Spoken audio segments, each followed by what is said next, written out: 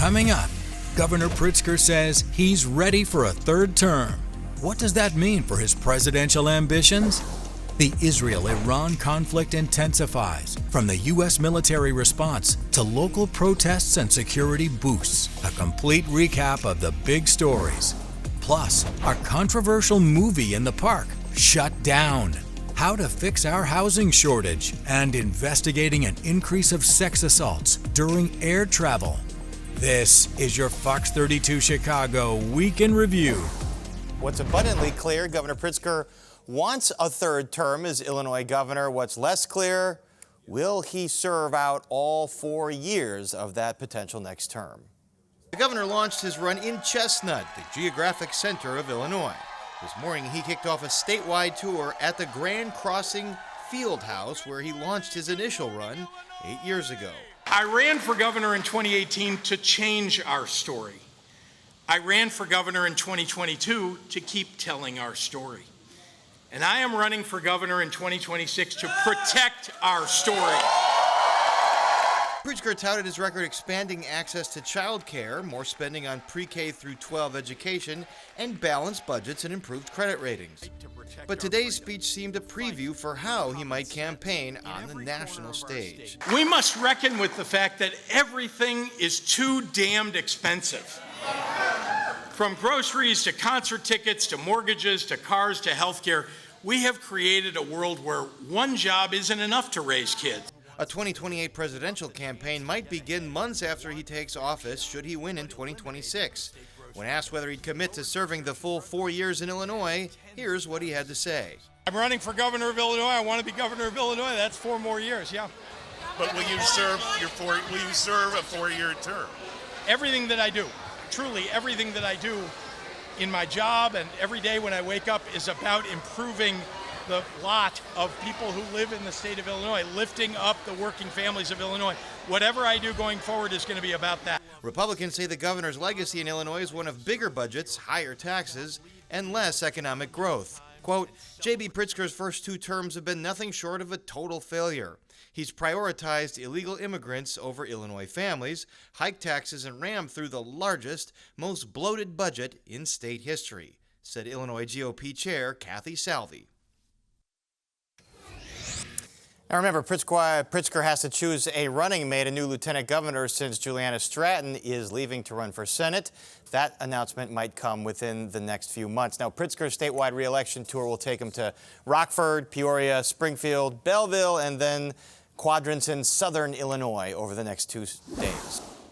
We know 3 people are confirmed dead. 6 were rescued by fire ladder. Residents in the Austin neighborhood reported hearing 2 loud explosions, and now federal investigators are backing that up. The ATF confirms for us special agents and certified fire investigators are on the scene working to determine what chemicals or even explosives may have been used to ignite the blaze. The fire gutted the back porches and front stairwells of this building, making it nearly impossible for some residents to escape. Her baby on the ground and she's like, my baby's dying. So I try to alert the firefighters or someone to get attention to the baby. She's just running and carrying the baby around. The baby's lifeless. I see another guy try to bust the door down. As soon as he busts the door down, all you see is smoke in that hallway. Now, on scene, a family told me they lost 3 loved ones and they were searching for a 4th. They told me a young woman in her 30s was killed, and so was her baby she was expecting.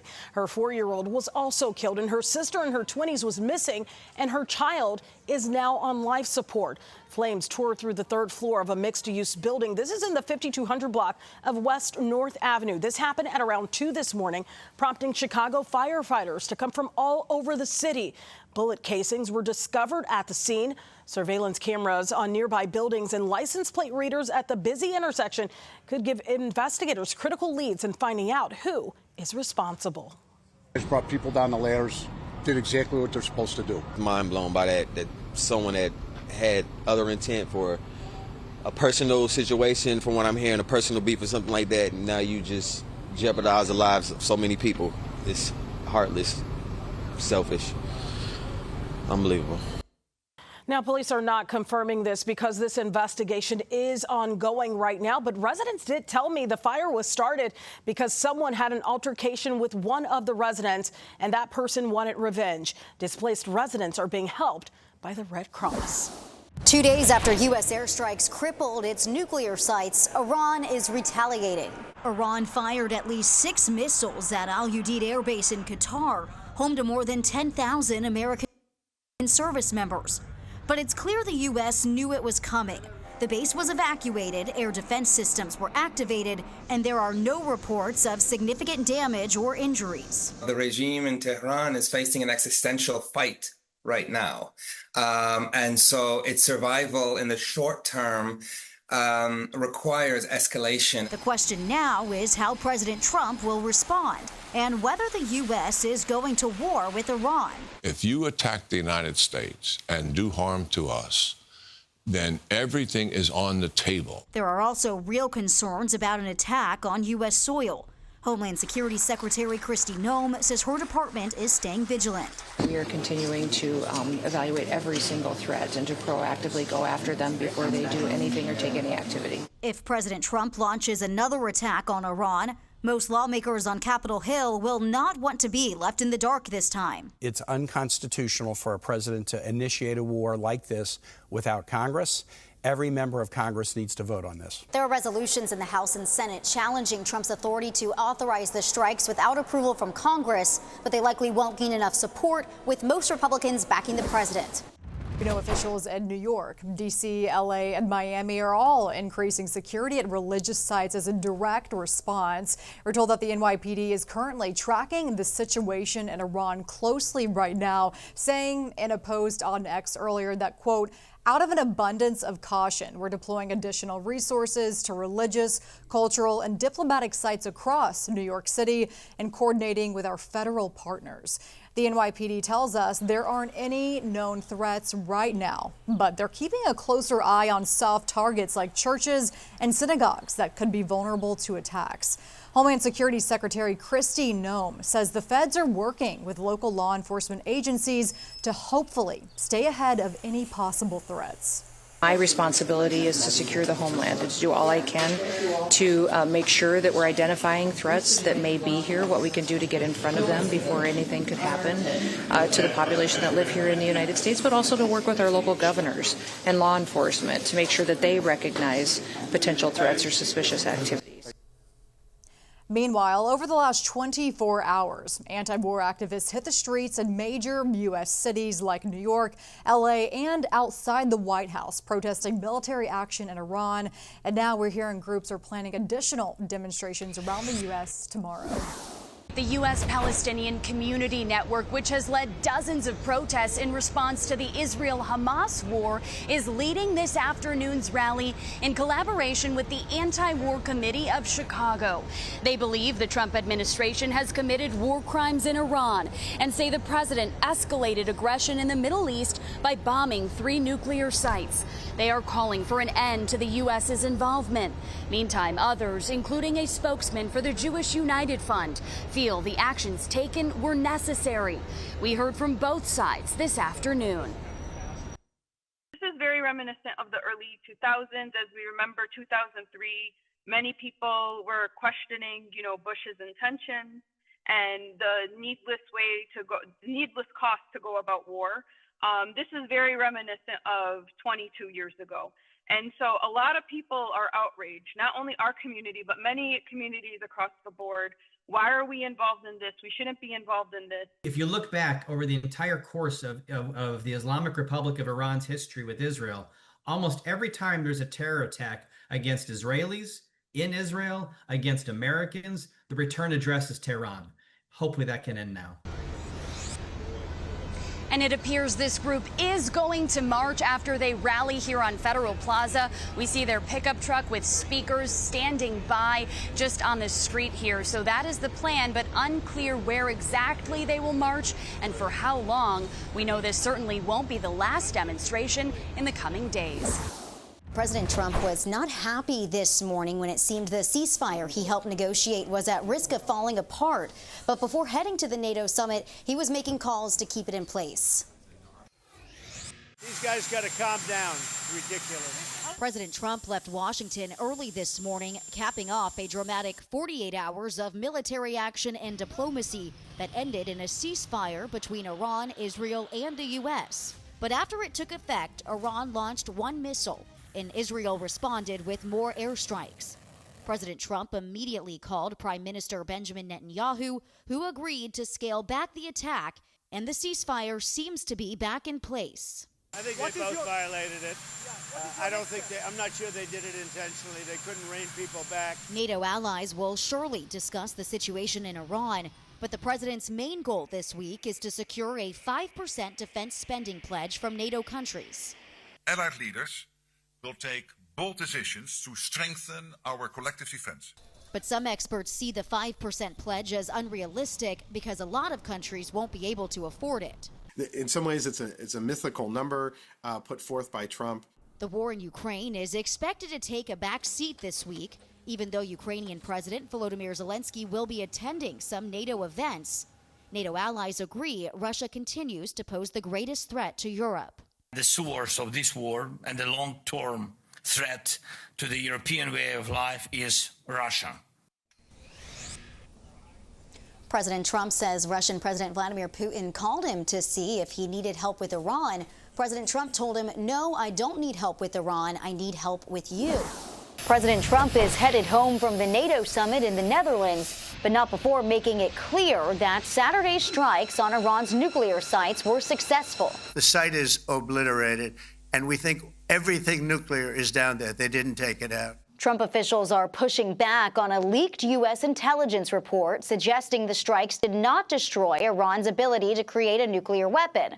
Fox has learned that report is a preliminary low-confidence assessment based on just one day's worth of intelligence. Those that dropped the bombs precisely in the right place know exactly what happened when that exploded. And you know who else knows? Iran.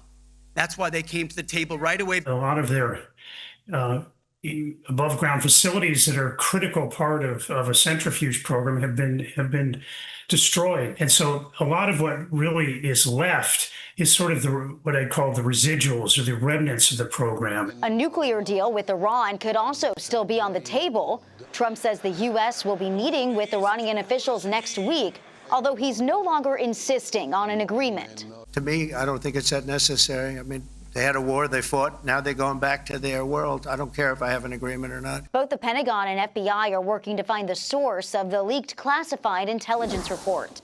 This Pentagon test video shows what the bunker buster bombs used to strike Iran's nuclear sites on Saturday are capable of. U.S. pilots dropped 12 of them on Fordo. And in a fiery press conference, Defense Secretary Pete Hegseth made it clear Iran's nuclear program suffered a heavy blow. You want to call it destroyed, you want to call it defeated, you want to call it obliterated, choose your word. This was an historically successful attack, and we should celebrate it as Americans. Trump officials are pushing back after a leaked preliminary U.S. intelligence report suggested otherwise. But now other agencies are weighing in. The CIA, Department of National Intelligence, and the UN Atomic Energy Agency all say the nuclear sites are destroyed or severely damaged. The pilots stated, quote, "This was the brightest explosion that I've ever seen. It literally looked like daylight." Iran's supreme leader is still in hiding, but shared his first public message since the ceasefire. He praised Iran's retaliatory attack on the U.S. military base in Qatar and says such an action can be repeated in the future, too. Should any aggression occur, the enemy will definitely pay a heavy price. Iran's going to have to say a lot of things right now in order to bolster their image, but we're watching very closely what they do. The Pentagon also revealed that it was just 44 U.S. soldiers between the ages of 21 and 28 who successfully defended the base in Qatar, America's largest in the Middle East. The City Council will take up an override vote on July 16th. That's according to the sponsoring alderman, Brian Hopkins of the 2nd Ward. Now, last week, Council passed the ordinance that would give the police superintendent the final say on declaring a curfew in any part of the city to prevent so-called teen takeovers. It was passed by a slim 27-21 margin, but then immediately vetoed by Mayor Johnson. Hopkins says he has been the primary supporter of the ordinance. I think we need to override the mayor's veto So this is the first time that any mayor has vetoed anything in more than 20 years. So we're just going to put the effort out there to see if we can override the mayor's veto.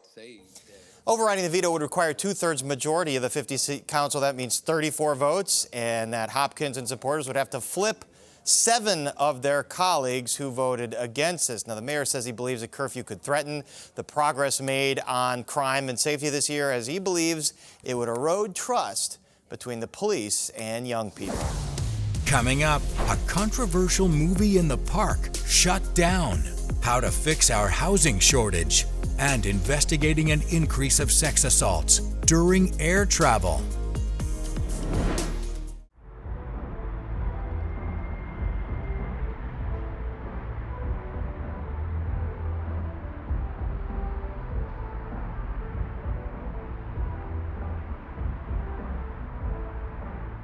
Paris Shuts takes you behind closed doors. It's time for the mayor to let folks into his closet. There's no conflict of interest there at all. Beneath the headlines. I'd love to think that this was going to end political corruption in Illinois, but it won't. And beyond the political spin. Is this a role that you like, going on the attack? I'm not somebody who looks for conflict, but sometimes the conflict shows up at your door. Paris on Politics on Fox 32. Your expert take on the political issues affecting you. New rule, if you're going to do a show in Chicago, go on Fox. Nothing beats a Chicago sunrise. But with our busy lives, it's easy to miss. Good Day Chicago won't waste your time. We don't produce our news out of New York. We are live, local. All Chicago, all the time. Starting at 4:30. Watch or listen live, however you get ready to seize the day. Anytime, anywhere. On TV or Fox Local. Weekday mornings on Fox 32, Chicago. The power of duos. Fox Wednesday, double Gordon. Look at this place. You have to be kidding me. Damn. Means double trouble. Stop cooking. This restaurant is closed. First, MasterChef Dynamic Duos heats up. 2 is better than 1. I'm expecting fireworks. Then on Secret Service, Gordon's on a mission to save struggling restaurants. So gross. You should be ashamed. I'm not ashamed of the 4.6 rating. There's rat droppings everywhere. Where's that on your rating? All new MasterChef Dynamic Duos, followed by Gordon Ramsay's Secret Service, Wednesday on Fox.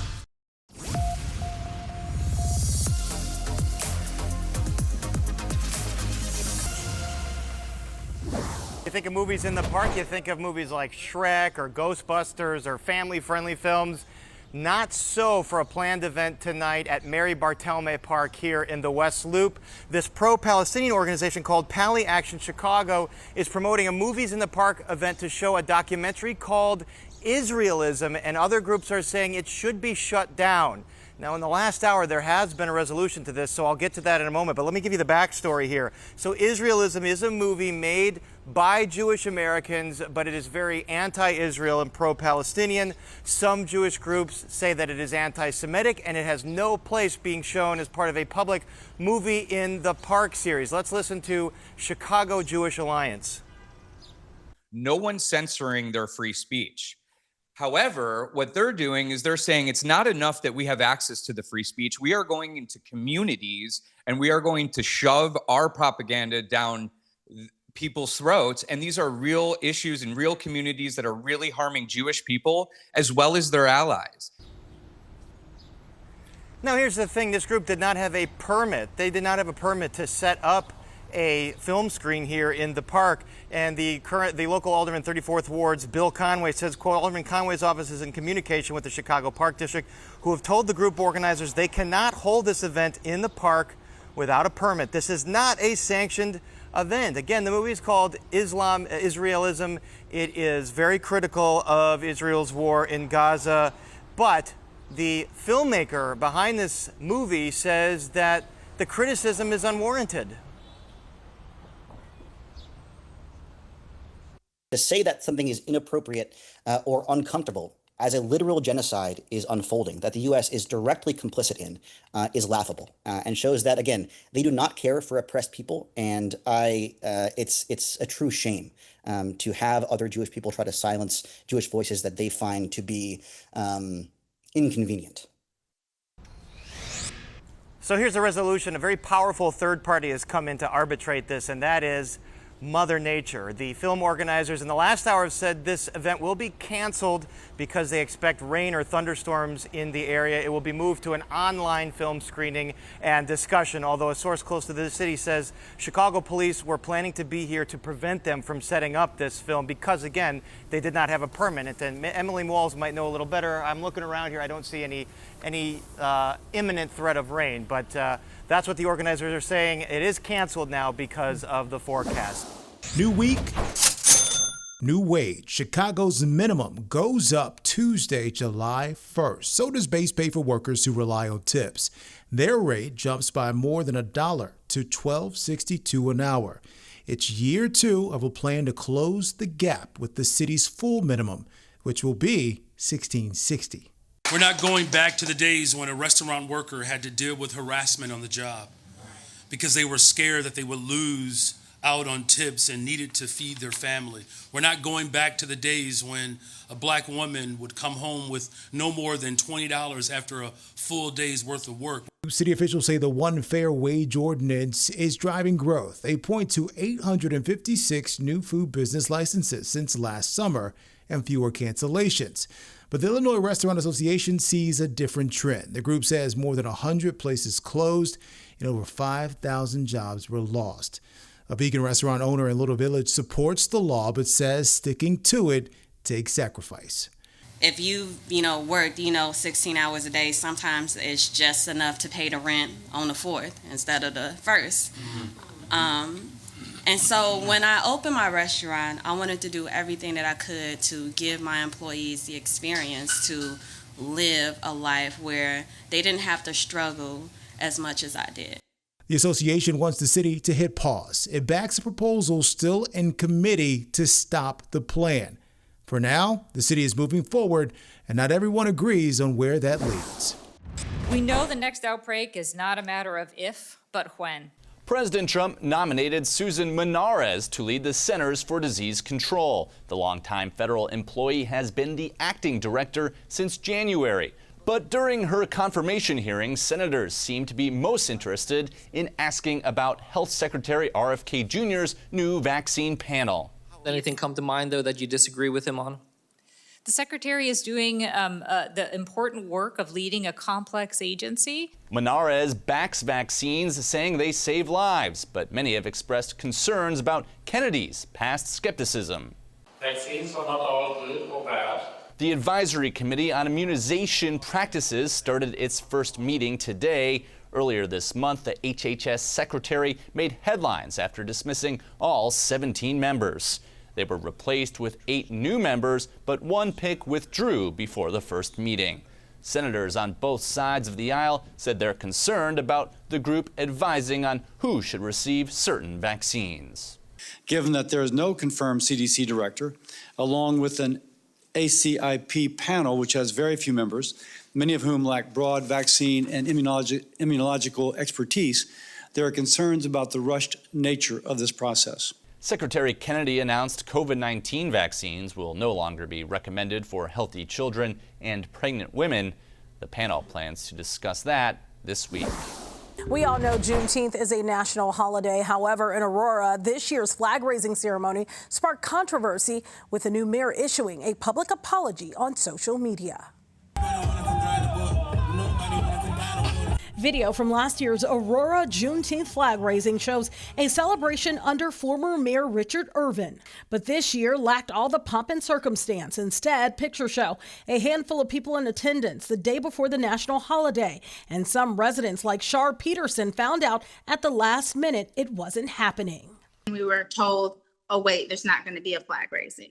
So no, there was no official announcement. Nobody emailed us or told us ahead of time. Peterson is on the city's African American Heritage Advisory Board, a group involved in celebrating Black culture. And even she didn't get the memo that the flag would go up the day before the actual holiday, hence why there wasn't a sea of people. Why is it always the Black and brown community that gets hit first?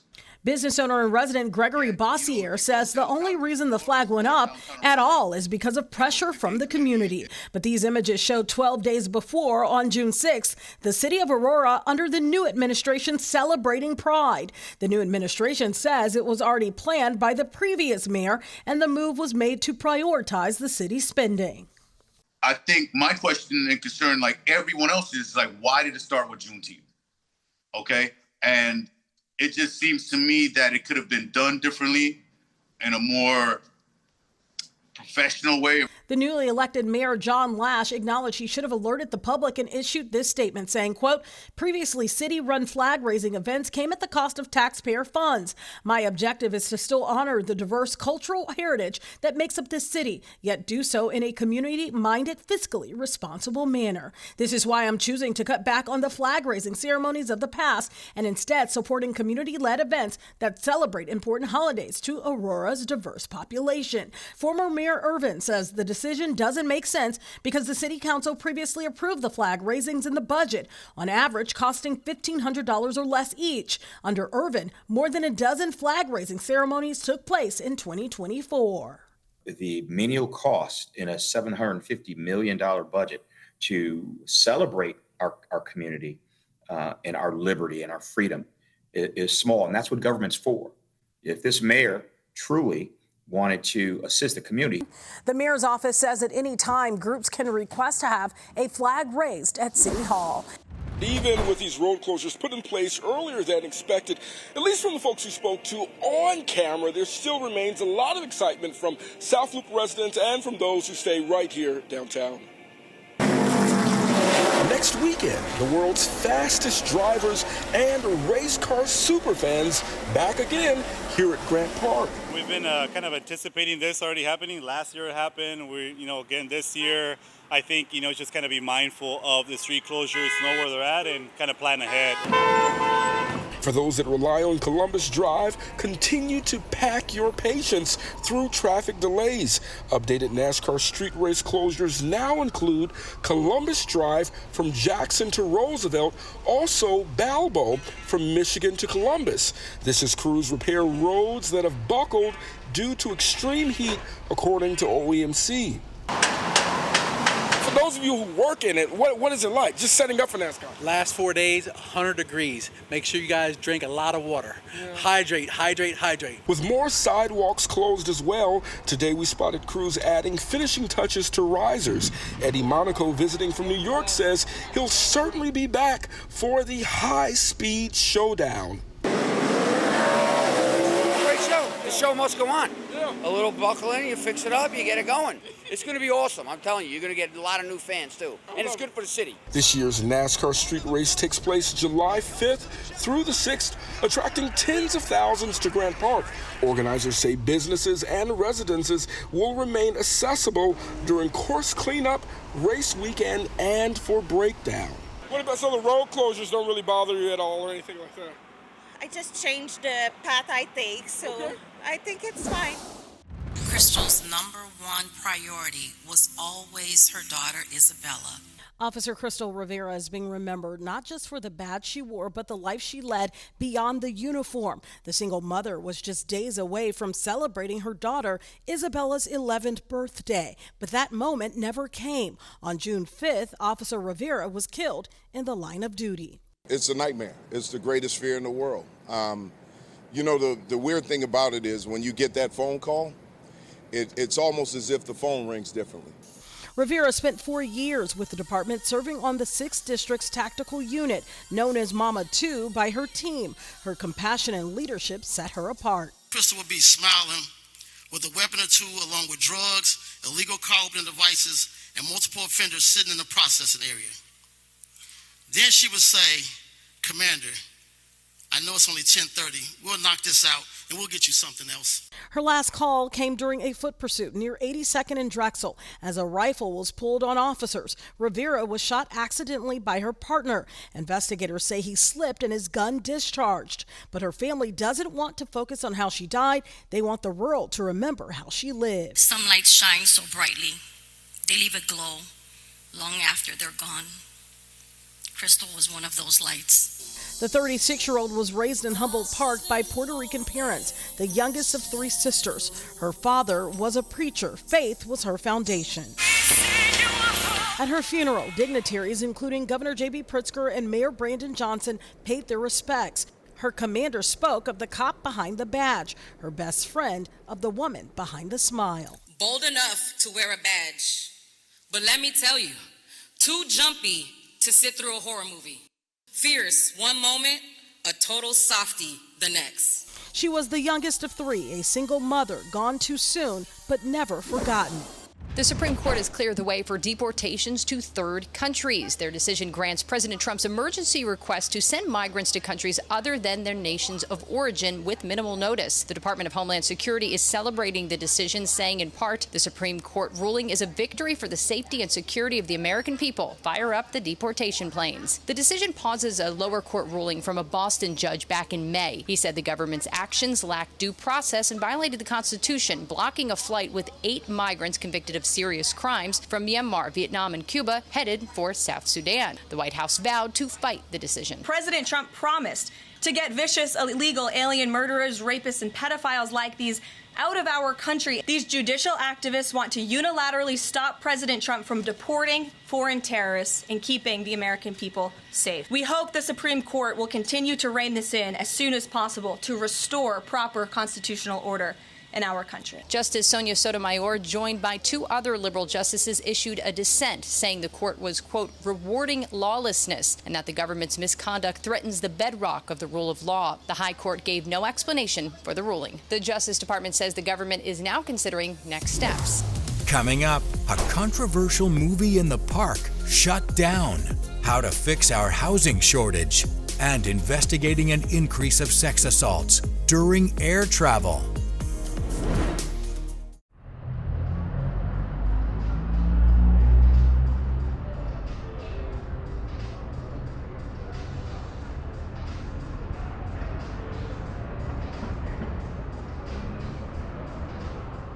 Lou, what you doing?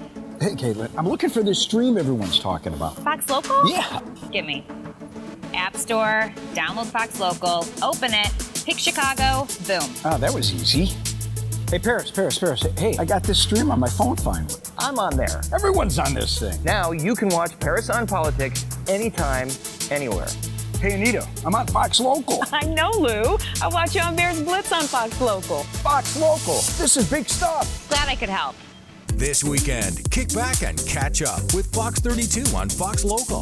Recap the week's must-know news. A Chicago police officer trying his best to capture this coyote. Relive Fox 32's best. Today, I'm taking you on the Chicago water taxi. Plus the latest political and sports buzz. Why pick this fight with the governor who you need? Let's talk about championship weekend. Watch live or anytime on demand. Weekends at Fox 32 on Fox Local. Download now on these streaming services.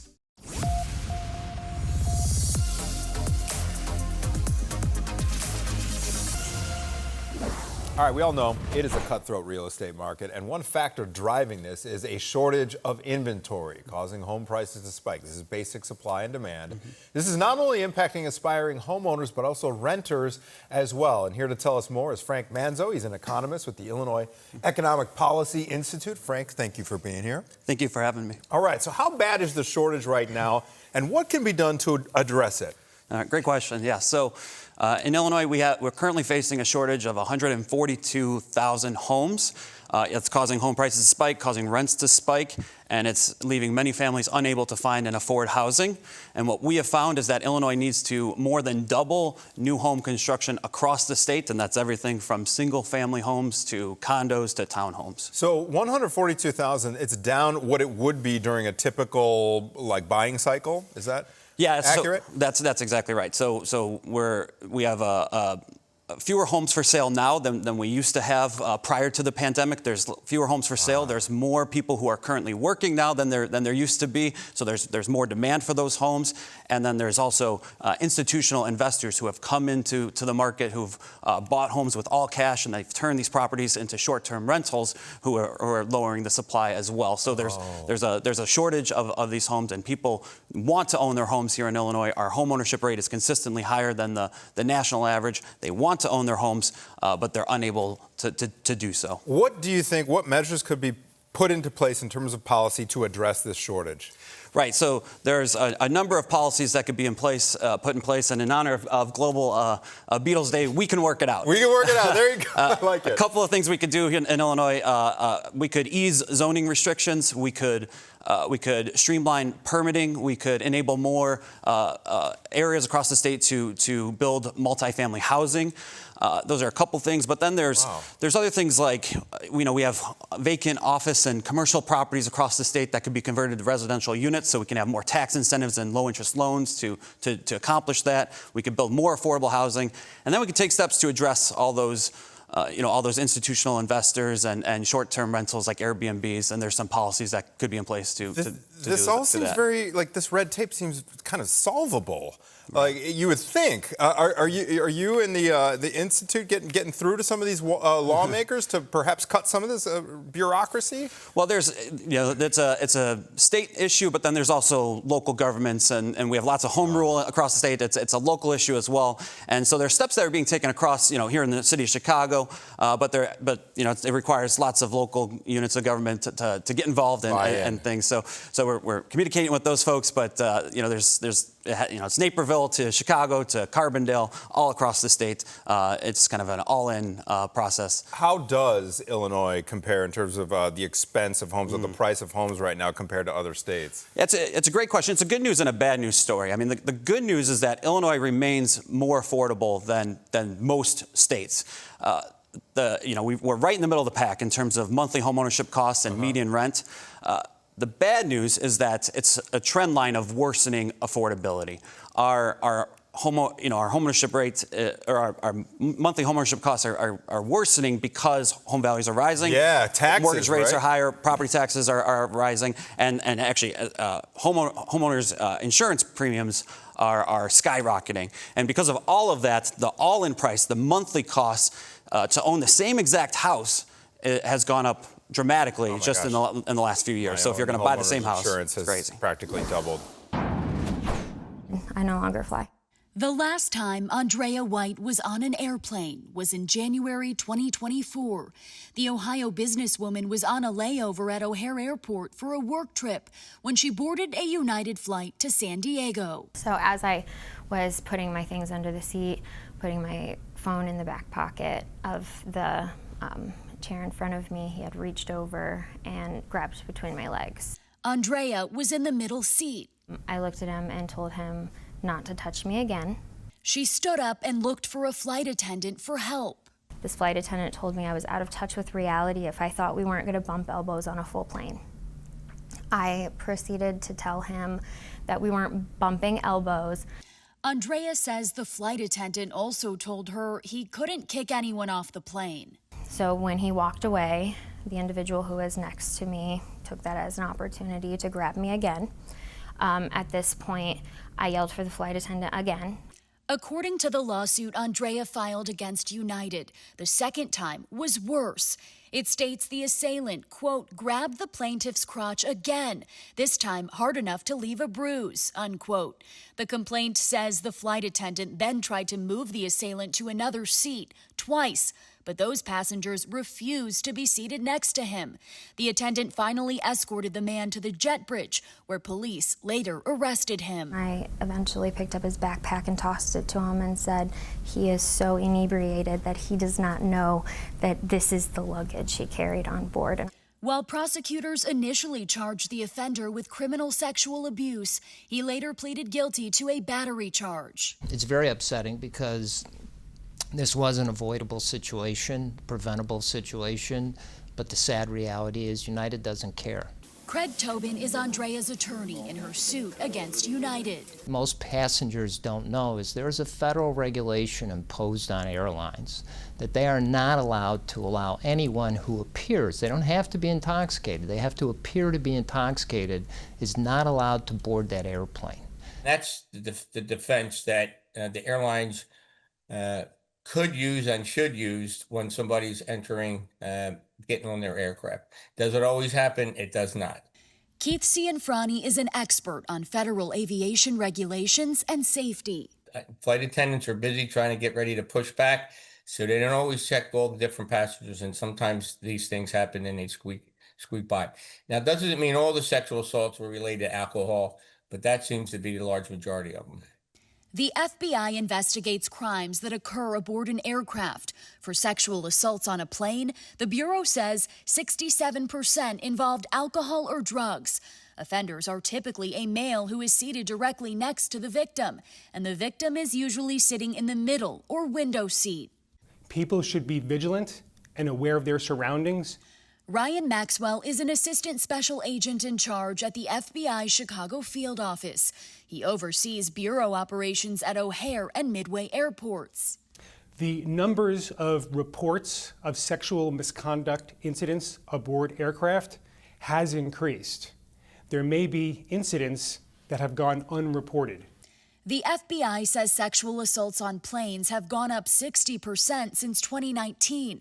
In that time, the Bureau has been trying to make passengers air aware through a public service campaign.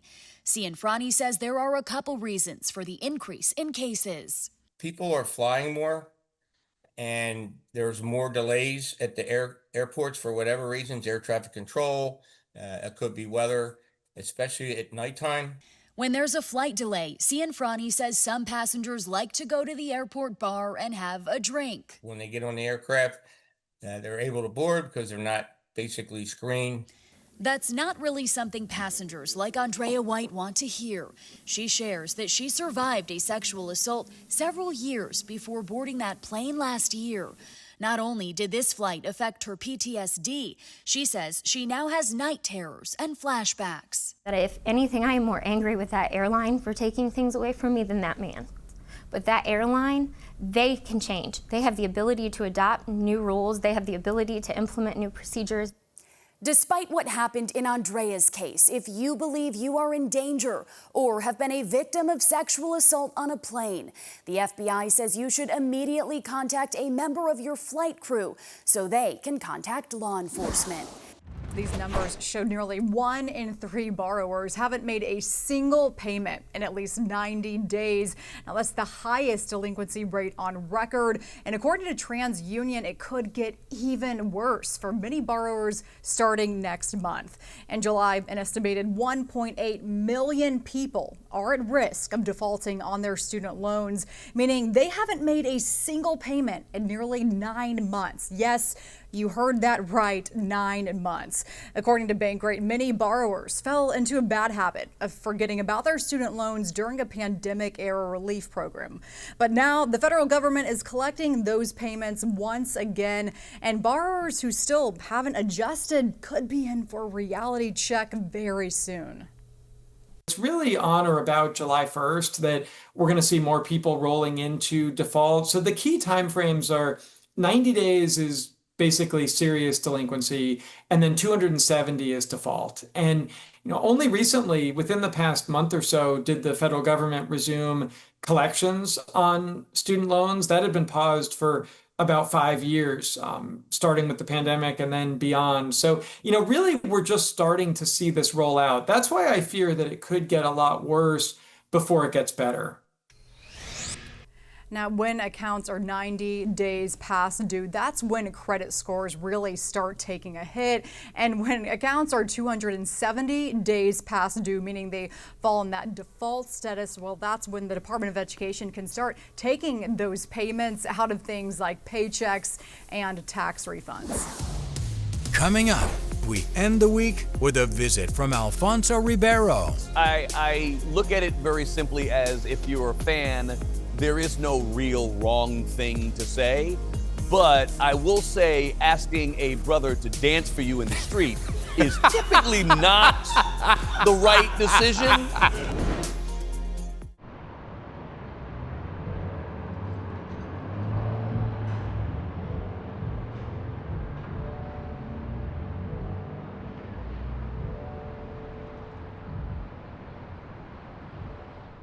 You want to know the NFC North? This division wide open. There's only one play. First and North. They need to build that offensive line now. Lou Canellis leads a team of NFC experts breaking down off-season moves. Packers fans would riot in Green Bay if that happened, even if it was the right move. And getting you pumped for the new season ahead. Every team in the NFC North would love to have this guy. First and North, streaming now on Fox 32 Chicago on Fox Local.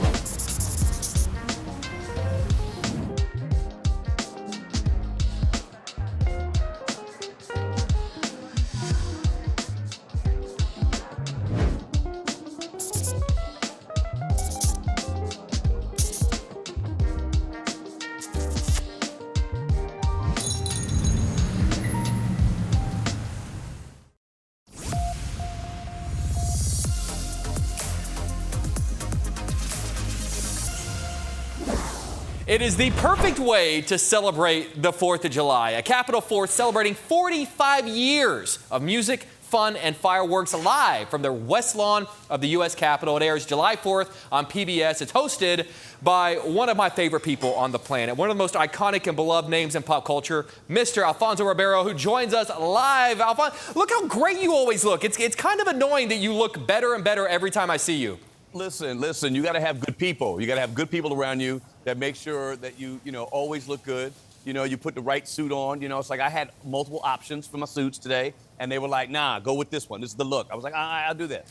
I need great your hair, people. Great makeup. I'm good. I got good people. My choices were like boys large, and I was like, sure, I guess that'll work. But, man, always good to see you, man. I got to tell you. Going back, the segment, listen, you got to do you. But a Mountain Dew in the first thing in the morning, like seriously, like that, like come on now. I mean, I'm not saying. Listen, it's a dangerous precedent to let Caitlin Cody think she can be right. So I worry about that. They should get to do themselves, do what they want to do. But yeah, I might look at you a little cross-eyed. If that's what the first thing I saw. I really hope Mountain Dew is not a sponsor of this show. Otherwise, you and I are in trouble, my friend.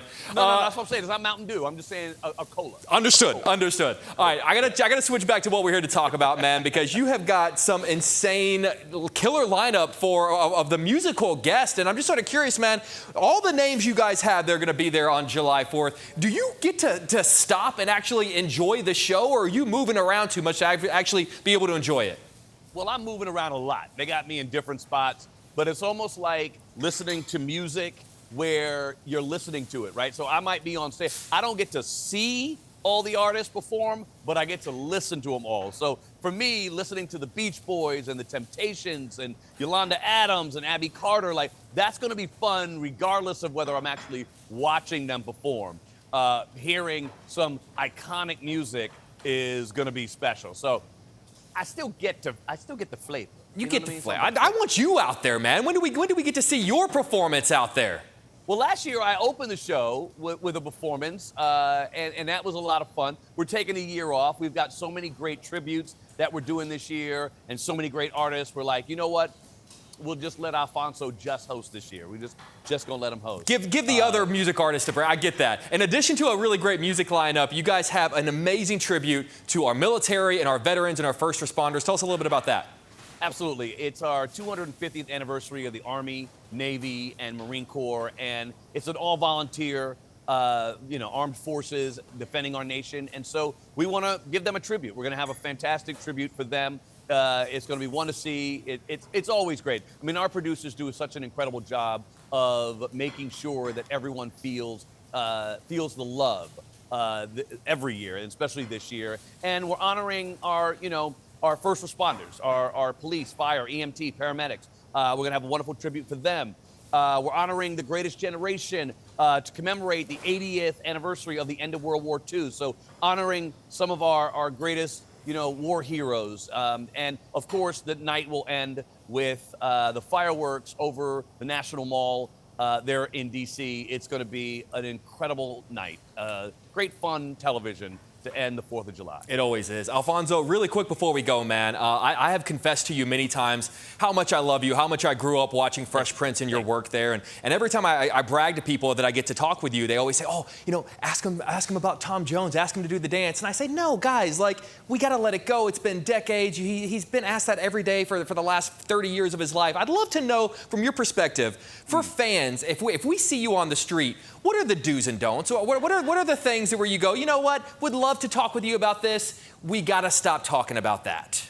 Well, I mean, listen, I look at it very simply as if you're a fan, there is no real wrong thing to say. But I will say asking a brother to dance for you in the street is typically not the right decision, right? So, but more importantly, that's the past. We love the present, right? So if you ask me to do a little cha-cha, maybe, I don't know. Alfonso, can we get the cha-cha? There's also a, See, look at that. We could do it. But really, like, I love it. There's a segment on America's Funniest Videos where it's Hey Alfonso, and it's always great when the kids come up and they're like, hey Alfonso, show more playing videos. And I'm like, got you. That's actually, like, that should be the thing that I want more people to do more often now than being like, hey man, I want you to dance. Ravinia is more than just a music venue. It also happens to be a nonprofit organization that provides music education and training programs to students across the city of Chicago.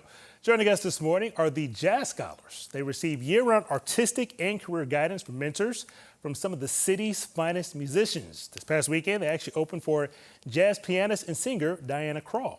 Johannes and Chenta speaking on behalf of the group today. You guys sounded great. Thanks so much for being here. Thanks for having us.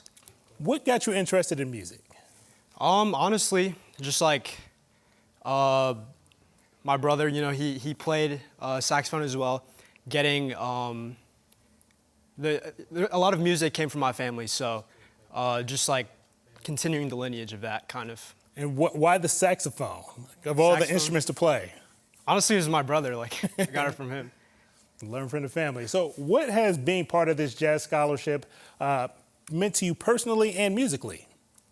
Honestly, it's meant everything. I mean, in terms of like my musical journey, I feel like I've really developed my skills as a musician through this program. They say like this music is a language, sort of. So I was able, prior to joining this program, I was really like, you know, I didn't have my language developed through the music. So like being under some of the greatest musicians and artists in Chicago, Pat Mallinger, Frez Whitted, Bobby Broom, just to name a few. They were really able to like help me develop my vocabulary skills as a musician. And getting that chance to meet with some of the finest musicians here in Chicago, how does that maybe enhance your learning experience outside the classroom? What are one or two things that they share with you that you can use for your own music career going forward? I mean, you know, they've been through it all. They have a lot of experience, so they know what they're talking about. So they, you know, give great advice in like, you know, kind of the fundamentals, what to listen to as a jazz musician, really how to like develop your skills as a musician, yeah. You guys got to put those skills in front of a lot of people when you got a chance to open up for Diana Krall at Ravinia. What was that experience like?